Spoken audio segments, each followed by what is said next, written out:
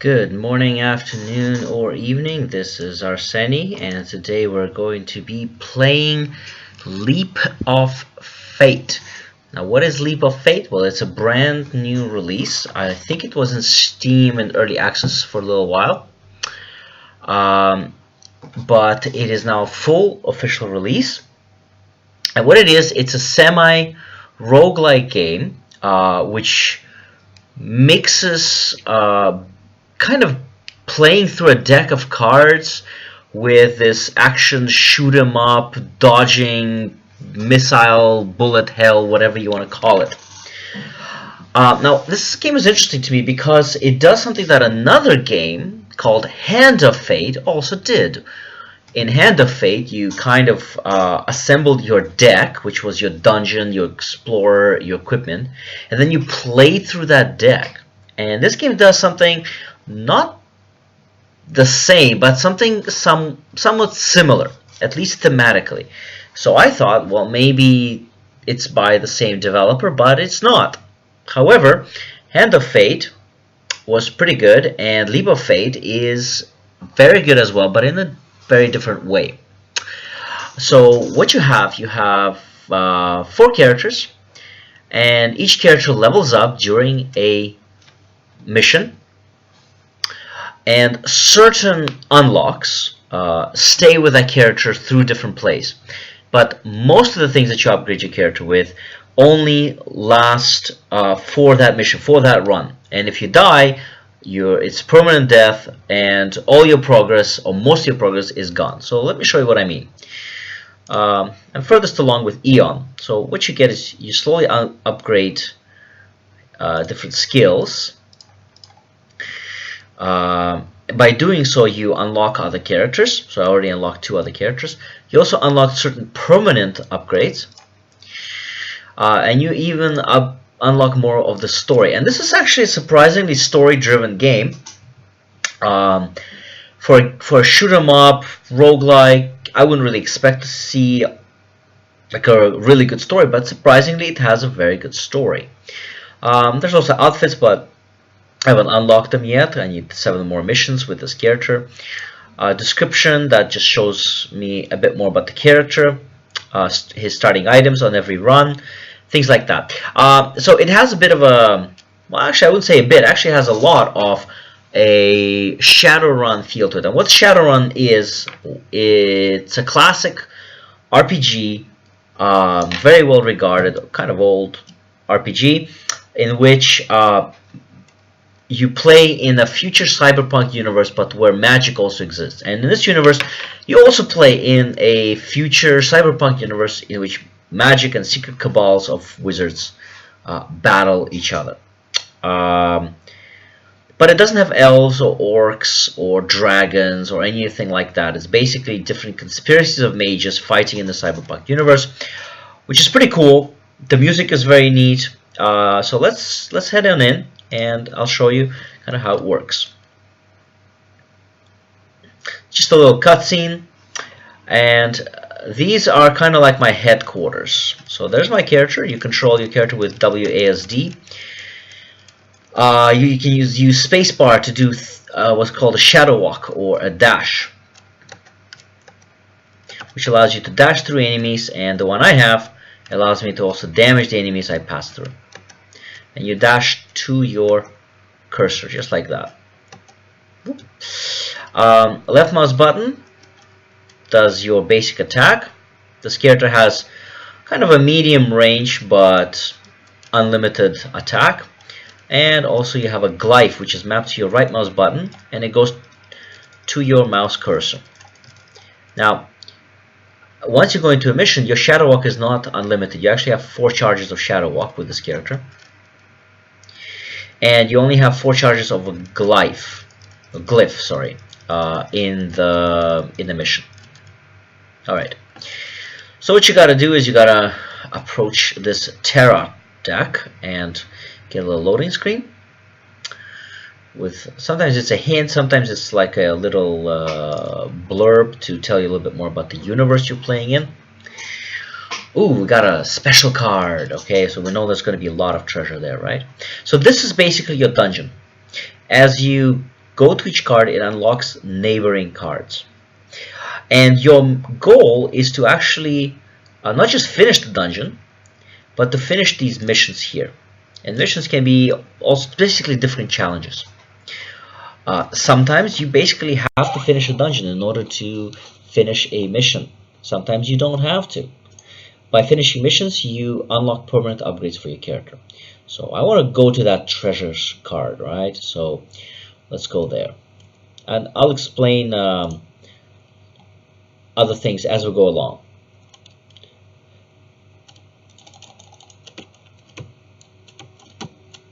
Now, your glyph and your shadow walk charges, they do recharge after each card.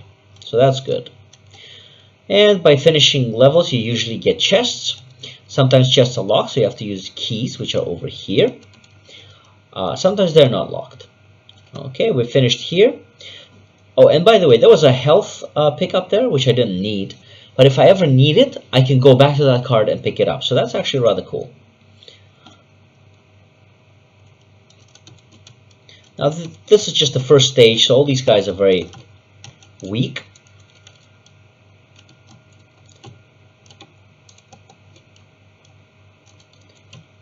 Okay, so that's kind of finished really quickly. Now, these two skulls indicate that there are going to be two waves of enemies, and I'll show you kind of how that goes in just a second.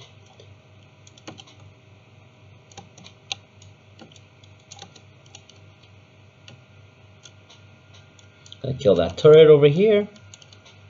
I'm going to pick up that health. Thank you.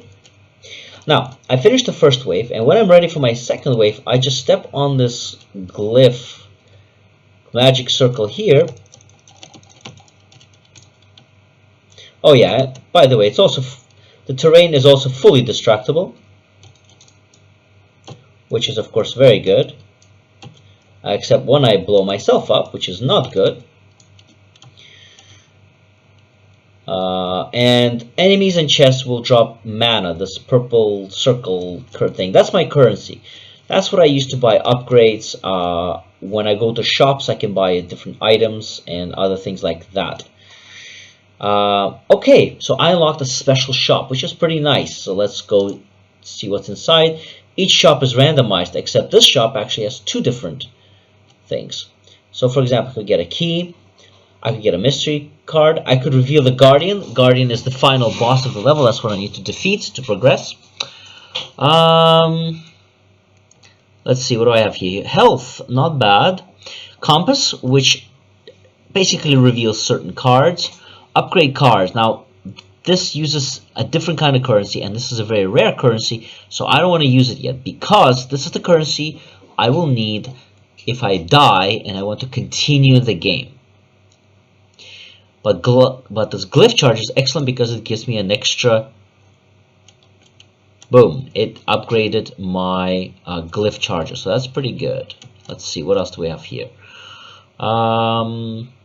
Keys. Yeah, let's buy a key. Health. I don't want to buy 3 health because I can go back and I can pick up 1 health from an earlier card. That's cool. Oh, and we revealed a gift. So this is pretty nice. Boom. I really like this animation where you kind of go into the card and the borders of your screen shrink to give you this kind of a dimension of a playing card. So let's go in here. Oh, okay. Thank you for the health and the key and the power-up. Now this power-up, what it means is this lightning here. Basically, when you run out of charges for your glyph or your shadow walk, if you have any of these charges, you can use them to power your shadow walk or to power your glyph. But they are limited, so you kind of have to be very sure of whether or not you want to use it.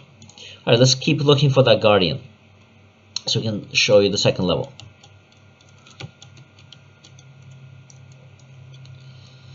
Okay, so we got some birds. Alright, I hate these birds. Okay, that's first wave done. So let's go see that second wave.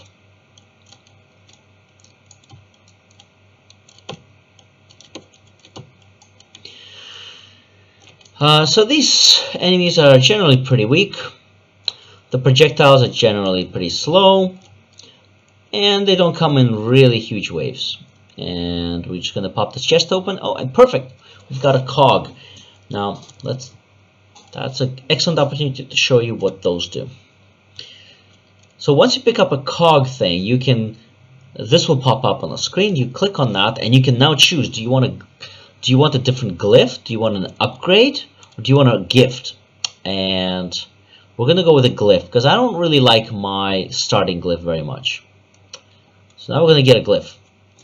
Awesome, arcane revolver. It's not too bad. I've had it before. So, boom. You can kind of try it out here in the mystery card without limited charges. It's pretty good. Basically, these two revolvers, they fire into the cursor. So and they pause time. So that's pretty cool. All right, we also have an upgrade card. Let's go to the upgrade card. Okay, so you have 3 trees: passive skills, attack skills, mobility skills. Some of them are very cheap, some of them are not. I don't have a lot of currency, so we're going to go into mobility skills. Let's take a look here. Spontaneous combustion, kind of cool. Or drag and jump. No, I think I like spontaneous combustion. We're going to get that. Okay, we revealed the Guardian. Now, this game asks about risk reward. So look, you can go here and you can get another chest, but if you take damage and there's no health, well, you might have actually hurt yourself more than what you gained. We're not going to be greedy, we're just going to go for the Guardian. Hopefully I can show you the second level.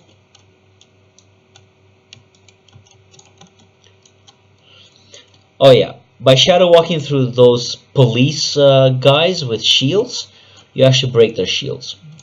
So shadow walk is very useful for many different things, like escaping, damaging enemies, breaking their shields, and actually different characters, their shadow walks actually do kind of different things. Alright, okay, boss time. Oh, it's the drone. It's not too bad. But, of course, it does not appear alone.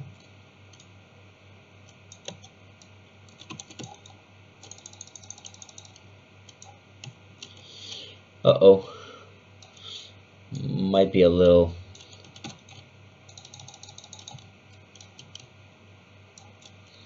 Okay, not too bad.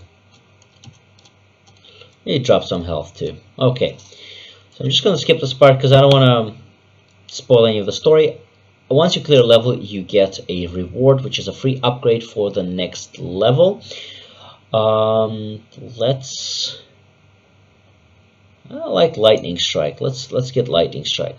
All right, now we go to the second level dungeon, and it's going to look different. So we're going to the labs, and these labs are spooky, and there's cybernetic and magical research done in them. They're also quite a bit tougher, and there are different enemies, and it is a little bit of a longer dungeon. So let's take a look here.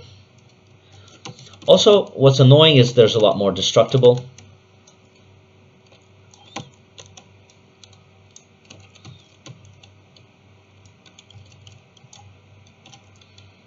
Okay, that was easy. Easy peasy, lemon squeezy. Oh, another cog. Alright, cool. Let's get out of here. Alright, I'm pretty happy with my glyph. Now, a gift would get me some health, probably. But an upgrade is an upgrade. So, I probably made a big mistake, but like I said, this game... Yeah, you die, but you don't feel too bad about it because it's very, very quick. Alchemist Mark. Ooh, very nice. I've had that before. Basically, I will generate mana. Enemies hit by my Shadow Walk will generate mana for me. And mana is that currency that I was talking about.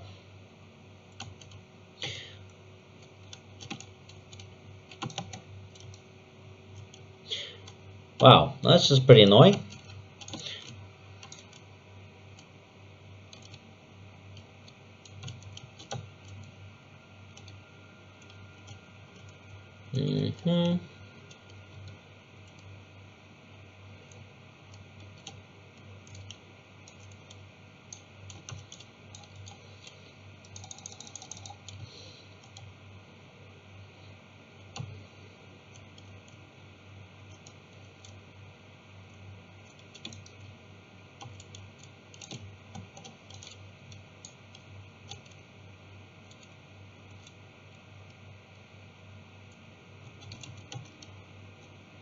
Okay, that's pretty good.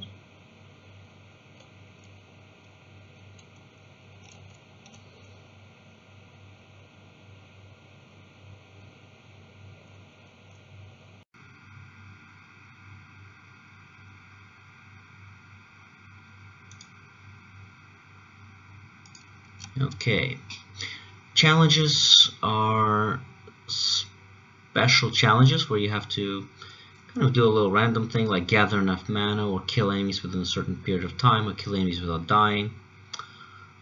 Let's just show what a challenge looks like. Okay, so here, collect enough mana. Let's try to do that.